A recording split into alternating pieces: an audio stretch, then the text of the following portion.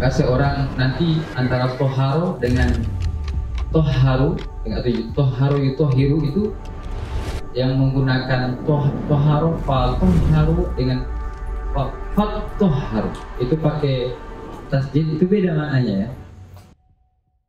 Alhamdulillah, alhamdulillahilladzi an'amana bil iman wal islam. Salatan wa salaman ala Rasulillah wa ala alihi wa sahbihi wa mawala amma ba'd. Dewan Munakis yang dirahmati Allah, saya muliakan, banggakan Kak Dedi, para ketua unit, seluruh pengurus, dan khususan kepada seluruh anggota dan yang hadir ya pada malam hari ini. Semoga Allah Subhanahu wa taala menjadikan kehadiran kita ini, langkah-langkah kita ini sebagai bentuk penghapus atas semua dosa yang sudah kita lakukan di masa yang lalu, menjadi penyelamat atas dosa yang kita lakukan hari ini, dan menjadi berkah, tameng, menjadi pencegah bagi kita untuk tidak melakukan keburukan atau dosa di masa yang akan datang. Amin ya Rabbal Alamin. Tentunya kita bersyukur malam hari ini bisa bertemu ya, kita ucapkan Alhamdulillah. Kita pun menyampaikan semoga salawat dan salam senantiasa tercurah kepada junjungan kita Nabi besar Muhammad sallallahu alaihi wasallam. Allahumma sholli wa sallim wa barik alaihi. Kepada keluarganya, sahabatnya, insya Allah tetap sampai kepada kita sekalian. Amin ya Rabbal Alamin. Saudaraku, para hamba Allah yang dirahmati Allah Subhanahu wa ta'ala. Malam hari ini kita akan membahas satu materi yang sangat urgen dan sangat penting sekali di dalam dinul Islam. Bahkan agama itu didasarkan pada materi ini, yaitu tentang ya toharoh, dan sub daripada materinya adalah tentang pengantar atau muqaddimah toharoh itu sendiri. Jadi teknis pembagian toharoh, bagaimana bersuci ya, itu nanti kita akan bahas pada waktu-waktu berikutnya. Malam hari ini ya kita mengantarkan materi ini sehingga bisa dipahami terlebih dahulu untuk pembukaannya. Jadi toharoh ya, toharoh itu dalam segi bahasa artinya suci. Bisa juga toharoh, bisa juga disebut dengan toharoh, yutohiru, tatohir, tatohir dalam Al-Quran, tatohir. Makanya kan ada tutohiruhum, ada kata-kata misalnya dalam Al-Quran surah Al-Baqarah itu yang menyatakan bahwa apabila istri atau wanita-wanita kalian dalam keadaan haid, maka hendaklah kita menjauhinya hingga dia dalam keadaan suci. Nah, toharu di situ menggunakan tasjid, dan itu di dalam ayat itu berbunyi fattoharu ya, fattoharu. Nah, jadi ada tasjidnya. Nah, oleh karena itu kita perlu memahami juga dari segi pembahasan. Maka seorang nanti antara toharo dengan toharu, dengan atau toharo yutohiru itu yang menggunakan toharo fa toharu dengan fat toharu itu pakai tasjid, itu beda maknanya ya. Nah, contoh misalnya wanita jika dia melakukan hubungan biologis, kalau yang membaca dengan yang menggunakan tasjid itu dia wajib mandi dulu. Tapi kalau yang tidak menggunakan tasjid ya, tanpa mandi pun dia sudah dianggap suci oleh beberapa penafsir ulama. Maka dia sudah bisa dengan suaminya. Nah, ini penafsiran ulama tentang toharoh. Baik, kita bahas toharo itu apa sebenarnya. Jadi toharo itu artinya suci, ya. Kemudian dia bisa berarti nazofah dari segi bahasa. Akan tetapi para ulama menyatakan bahwa kalau nazofah itu nggak cukup. Karena kalau dia nazofah itu hanya bersih secara jasadi atau badan kita. An-nazofah itu minal iman. Ini sering kita dengar hadis di sekolah ya. Padahal itu ulama membantah bahwa itu bukan hadis. Yang benar itu adalah penggalan kata dari para ulama kita. Kemudian yang benar itu adalah hadisnya memang yang menyatakan bahwa bunyal Islam ala nazifah. Dibangun Islam itu ada dasar kebersihan. La yadkhulul jannah illa nazifah. Tidak masuk surga kecuali orang yang bersih. Kalau dia suci secara lahir, itu namanya nazofah. Kalau dia suci secara batiniah, itu disebut dengan zakah. Ya, at-tazkirah. At-tazkiyah maksud saya. At-tazkiyah. Tazkiyatun nafs, pembersihan jiwa. Jadi kalau yang bersih di dalam, itu namanya tazkiyah atau zakah. Kalau bersih di luar itu namanya nazofah. Bersih lahir dan batin atau luar dan dalam itu namanya toharo. Nah, oleh karena itu toharo ini tidak hanya bersih daripada lahir kita, termasuk juga batin kita. Contoh, kita mau buang air, buang hajat. Itu ada doanya tidak? Ada ya. Ketika kita melakukan istinja itu ada doanya. Tapi doanya di dalam hati. Kita berlindung kepada Allah Subhanahu wa taala daripada perbuatan zina yang dilakukan oleh kemaluan kita. Kita berlindung kepada Allah daripada an-nifaq, perbuatan munafik yang kita lakukan. Itu di saat melakukan pembersihan itu. Meskipun dari segi fikih, tanpa melakukan itu sudah disebut dengan bersuci. Akan tetapi dari segi batiniahnya sesungguhnya, maka perlu kita melakukan doa-doa tertentu dalam hal ketika kita melakukan pensucian atau toharo tadi. Lalu kenapa kita harus toharo? Kita harus bersuci, kenapa? Kita itu bersuci gunanya adalah, yang pertama ya hikmahnya, bersuci itu fitrah. Setiap manusia diciptakan oleh Allah Subhanahu wa taala itu diilhami dengan yang namanya fitrah. Dalam bahasa kita fitrah itu adalah naluri asal kejadiannya. Dan dia menginginkan yang namanya kebersihan dan tidak suka dengan yang jorok-jorok. Agama datang untuk mewadahi ini. Sama dengan rasa cinta dan kasih sayang. Itu fitrah. Agama datang untuk mewadahi itu dengan yang namanya pernikahan. Nah, kalau ada kemudian agama yang menghalangi orang untuk menikah, ya, atau memerintahkan untuk tidak menikah kepada para penganutnya, maka Islam tidak begitu. Islam justru mau mewadahi itu. Dan Islam tidak merestui hubungan-hubungan yang di luar daripada apa yang diperintahkan dalam syariat Islam itu. Karena ada wadah untuk itu, yaitu menikah. Nah, oleh karena itu, ketika manusia pun memiliki fitrah untuk selalu hidup bersih, maka Islam datang untuk mewadahi itu dengan yang namanya toharo. Kemudian yang kedua, hikmahnya, itu yang pertama ya, fitrah. Manusia untuk selalu hidup bersih. Yang kedua adalah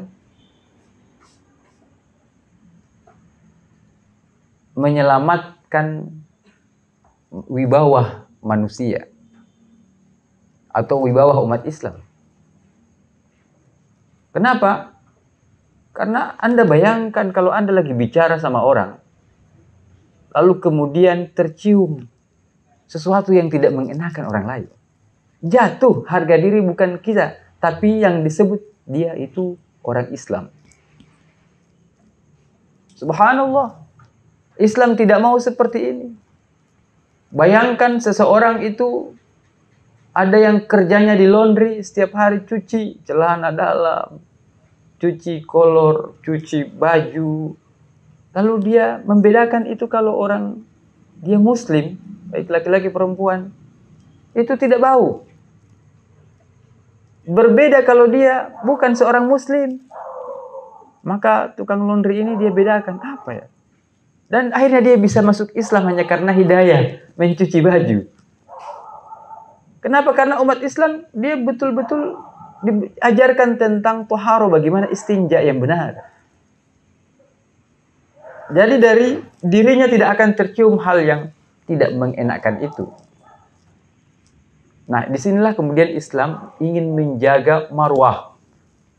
Bayangkan Islam saja, bayangkan di dalam Islam itu luar biasa. Dalam hadis-hadis Nabi SAW menjelaskan, kita itu dimakruhkan makan bawang merah, bawang putih pada saat mau sholat, mau beribadah.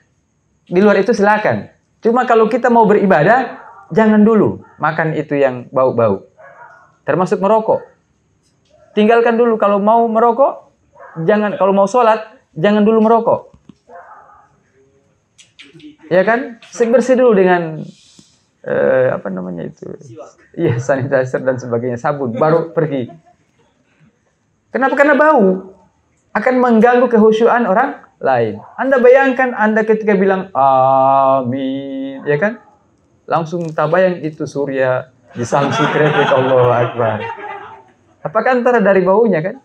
Subhanallah, senyap khusyuk. Ini toharo luar biasa. Nah, kenapa kita dilarang untuk makan yang tadi itu, dimakruhkan, dibenci? Karena kita mau berjamaah. Kalau antum sholatnya sendiri, ya nggak masuk lah. Masalahnya kita akan berinteraksi dengan orang lain. Karena kita mau berinteraksi dengan orang lain, maka Nabi SAW disampaikan apa yang dilakukan oleh Nabi Aisyah ketika dia masuk rumah. Maka Aisyah mengatakan Nabi SAW setiap masuk rumah yang pertama kali dilakukan adalah bersiwak. Makanya Nabi SAW menyatakan, laula an asyukqa an ummati la amartahum bisiwak likulli sholah, inda kulli sholah. Andaikan tidak memberatkan umatku, maka akan aku suruh umatku itu senantiasa bersiwak setiap waktu sholat. Berarti dalam satu hari 5 kali. 5 kali kan dalam sehari. Ini perintah Nabi SAW, andaikan tidak memberatkan kita. Kenapa? Karena kita mau berinteraksi dengan orang lain. Kecuali antum seharian nggak keluar, ya, nggak keluar seharian, ya antum mau tidak mandi kayak mau apa, tidak apa-apa, ya. Toharo itu sifatnya adalah yang tadi itu. Nanti terakhir saya akan bahas kenapa harus. Yang ketiga. Jadi yang pertama tadi diingat, toharo adalah untuk menjaga fitrah kita ya. Yang kedua, menjaga kewibawaan sebagai seorang muslim. Dan yang ketiga adalah mencegah kita dari penyakit. Dan saat ini baru terbukti kan? Subhanallah. Bayangkan virus itu ada di hidung kita. Sekarang kalau mau berangkat itu di swab, digali-gali rompunya hidung itu. Dan itu sudah diajarkan oleh Nabi SAW, tempatnya memang ada di sana. Makanya ada namanya al-istinsyar, yaitu memasukkan air ke dalam hidung kita, lalu kemudian mengeluarkannya kembali. Makanya kalau kita berwudu itu, satu tangan begini untuk dikumur-kumur, lalu kemudian sisanya untuk dihirup ke dalam, baru dibuang. Nah, itu pada saat membuang itu sudah harus dirasakan dulu ada terasa panas di hidung kita, bagian dalam, baru dikeluarkan. Nah, kalau yang demikian itu sering dilakukan, maka tidak perlu lagi kita melakukan apa yang disebut dengan apa istilahnya itu? Gurah ya. Karena itu gurah secara alami yang diajarkan oleh Nabi SAW. Insya Allah sehat. Dulu saya waktu masih belajar qori tilawah, saya pernah mendengarkan bahwa Kiai Haji Muammar ZA, salah satu yang menjadikan beliau nafasnya panjang sampai 2 baris kalau mengaji itu tilawah, itu kadang 1 baris, 2 baris, 3 baris, bahkan Al-Fatihah itu 1 tilawah beliau masih tersisa nafasnya. Dengan lagu tilawah, lo bukan murotal, bukan cepat-cepat, dengan pelan. Itu karena apa? Rupanya beliau sering memasukkan air atau bahkan sesuatu yang sifatnya bisa membersihkan itu ke lubang hidungnya, lalu kemudian dikeluarkan kembali. Kadang-kadang dikeluarkan dia lalui mulutnya, bisa itu. Sampai terasa sangat panas. Ini Masya Allah, dalam wudhu saja sudah cukup. Dan luar biasa manfaatnya bagi kita sekalian. Insya Allah kalau itu sering diamalkan, maka kita akan dihindarkan oleh Allah Subhanahu wa Ta'ala dari penyakit-penyakit, termasuk wabah yang lagi menyerang dunia saat ini, pandemi. Kemudian, jadi itu ya, kita dihindarkan dari penyakit. Dan itu yang sering kita baca pada saat kita keluar dari kamar mandi, kamar kecil.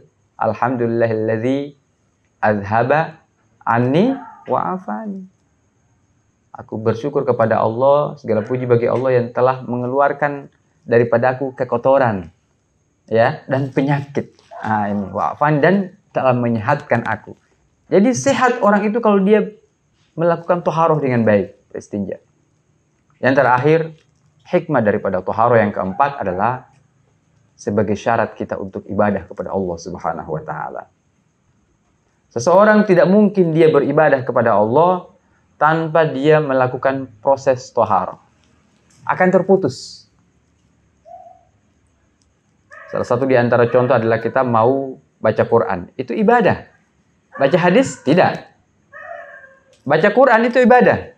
Makanya pengertian Al-Quran itu adalah Al-Quran adalah wahyu Allah yang diturunkan kepada Nabi Muhammad melalui malaikat Jibril, diturunkan secara mutawatir berbahasa Arab dari Al-Fatihah sampai An-Nas, dan membacanya dianggap sebagai ibadah. Itu pengertiannya. Dari situ sudah dapat dibedakan Al-Quran dengan hadis. Ya kan? Kalau hadis, ya tadi tinggal dibalik. Bahwa dia membacanya tidak dianggap sebagai ibadah. Maka tidak perlu bersuci. Tetapi kalau membaca Quran, maka kita wajib untuk bersuci. Untuk apa lagi? Ya kita mau sholat. Ini mau sholat ini harus toharoh. Toharoh terlebih dahulu. Maka kalau tidak sah sholat seseorang tanpa diawali dengan toharoh. Dan tidak ada yang toharoh itu kecuali dia diawali dengan berwudu terlebih dahulu. Ini harus dipahami. Apalagi kita ini sudah balik semuanya. Jadi sudah mengalami yang namanya masa haid, masa dimana kita bermimpi, ya, ada yang sudah menikah, maka wajib di atas wajib bagi dirinya untuk mengetahui persoalan toharoh ini. Kenapa? Karena boleh jadi ada orang yang sudah dia mau beribadah kepada Allah, dia nggak tahu kalau dia dalam keadaan tidak suci. Puluhan tahun, bahkan sudah mau mati nih orang, dia nggak tahu bahwa selama ini cara bersucinya itu keliru dan tidak sah dalam pandangan Allah Subhanahu wa Ta'ala. Ini kan sangat membahayakan. Oleh karena itu, manusia itu tidak senang dia kembali kepada Allah. Sampai kehidupan jasadnya itu menjadi sempurna dan baik di hadapan Tuhan. Maka kalau kemudian dia sudah lihat DP diri sedikit lagi sudah mau dipanggil oleh Allah, itu kadang-kadang baku tahan dulu. Setengah mati mau mati. Mau mati tapi setengah mati. Karena dia sudah merasakan, rupa lain tanpa di sana. Ya kan? Yang tidak bagus DP aura. Karena persoalan tadi itu belum menjadi baik dia. Nah, bagaimana menjadi baik kalau suratan cinta dari yang maha mencintai itu tidak dipelajari dengan sebaik-baiknya? Kita salah memahami itu. Khususnya persoalan toharoh, kadang-kadang kita ini hanya memahami dari segi persoalan fisik saja. Padahal toharoh itu dia intinya bukan hanya fisik saja, tapi juga persoalan batiniah kita. Saya berikan contoh. Ada hadis Nabi SAW yang menjelaskan bahwa seseorang yang mengusap atau mencuci wajahnya, ketika jatuh air wudhu itu, tetesan air wudhu itu jatuh bersamaan dengan itu dosa-dosa kita. Imam Asy-Syafi'i itu melihat itu, tadi riwayat Muslim ya, sahih, jangan dipertanyakan lagi kesahihannya karena ini riwayat Muslim. Jadi betul-betul valid data hadisnya. Kemudian Imam Asy-Syafi'i ingin membuktikan itu. Beliau melihat seorang yang berwudu, dia lihat wudu yang tetesan wudu itu tiba-tiba menghitam dalam penglihatan Imam Asy-Syafi'i. Maka hitamnya wudu yang sudah menetes dari diri kita itu, dari anggota tubuh kita itu yang disebut dalam istilah fikih air musta'mal. Air apa? Musta'mal, air bekas pakai wudu. Beda dengan antum cuci biasa. Kalau misalnya cuci tangan, kemudian kita celupkan tangan begini, sisanya masih bisa kita gunakan untuk kita wudu, kita mandi dan sebagainya. Karena tidak ada niatnya di situ. Tapi kalau antum udah niat wudu, lalu membersihkan bagian-bagian anggota wudu itu, ketika dia jatuh, itu sudah berubah, udah nggak bisa untuk digunakan bersuci lagi. Kenapa? Karena di situ sudah menghitam karena dosa-dosa kita. Bagaimana kalau air itu kena ke kita lagi? Nggak masalah. Cuman itu tidak bisa lagi digunakan untuk bersuci. Jangan hanya karena air musta'mal bekas pakai, lalu menetes tuh air, kemudian antum jalannya sudah begini, air musta'mal. Ada teman saya begitu, saya bilang, ini orang jauh-jauh belajar di Stahin Palu, waktu itu masih Stahin ya. Kok DP model fikih begini? Saya bilang, yang musta'mal itu bukan begitu uti. Musta'mal itu memang dia tidak bisa digunakan untuk bersuci. Tapi kalau mengenai badan kita, nggak masalah. Bahkan memiliki berkah. Kenapa? Karena air yang sudah didoakan.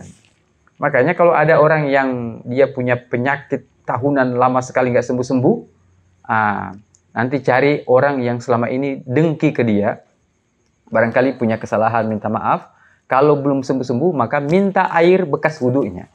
Lalu mandiakan. Insya Allah sembuh dia.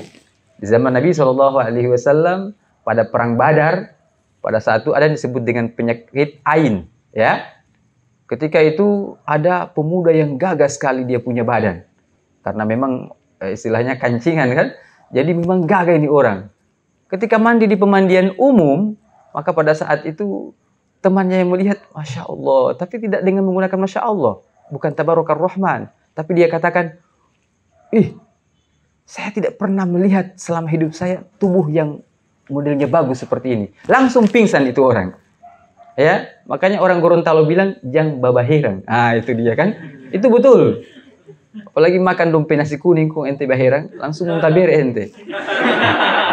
Iya, saya pernah infus di sana gara-gara itu. Karena belum tahu ini persoalan itu kan. Dan pada akhirnya Nabi SAW memanggil yang laki-laki yang tadi yang mengherani itu. Lalu kemudian Nabi SAW, kenapa engkau hendak membunuh saudaramu? Ya Rasulullah, apa maksudnya? Engkau kalau hendak memuji seseorang, maka ucapkan Tabarakar Rahman. Masya Allah, subhanallah, begitu indah. Jadi kalau mau memuji seseorang, jangan makanannya enak. Tapi ucapkan, Alhamdulillah, Masya Allah, siapa yang masa ini? Ya kan? Jadi harus didoakan dulu dengan menggunakan Tabarakar Rahman. Makanya itu ada anak-anak bayi yang kelihatannya kok bagus-bagus di sore hari, tapi setelah DP tante-tante datang babah heran pak dia, malam dia sudah rewel itu anak. Karena ada yang punya penyakit ain seperti itu. Harusnya pujian itu ketika mengatakan lucu itu anak, diucapkan dengan doa-doa Masya Allah, Subhanallah, Tabarakallah, begitu lucunya anak ini. Diawali dengan itu. Insya Allah dia nggak akan ada apa-apa. Ya, jadi seperti itu. Dalam wudu itu, jadi ada istilahnya hal yang sifatnya batiniahnya. Ya, Nabi Muhammad SAW pernah. Jadi tadi itu istilahnya kalau kita berwudu, insya Allah dosa-dosa kita akan terhapus dari mulut kita yang berriba, menfitnah dan sebagainya. Ketika wudu itu langsung hilang dosa-dosa kita. Dari mata kita yang kadang-kadang melihat yang tidak boleh dilihat, ya dilarang oleh Allah. Dengan kita mencuci bagian wajah kita ini, insya Allah itu dihapus oleh Allah Subhanahu Wa Taala. Dan seluruh anggota badan kita sudah dibersihkan oleh Allah Subhanahu Wa Taala. Suatu ketika Nabi SAW berkata kepada sahabatnya, wahai sahabatku, aku sangat merindukan saudara-saudaraku. Aku ingin bertemu dengan mereka. Ya Rasulullah, kami ini saudara-saudaramu. Kata Nabi, tidak, kalian sahabatku, bukan saudaraku. Maka mereka sungguh heran kepada Nabi SAW. Lalu kemudian siapa yang dimaksudkan oleh engkau bahwa mereka adalah saudaramu ya Rasulullah? Kata Nabi SAW, mereka saudara-saudaraku itu adalah orang-orang yang belum bertemu dengan aku nanti. Nanti mereka akan hidup di satu zaman, belum pernah ketemu saya. Tapi mereka begitu merindukan saya.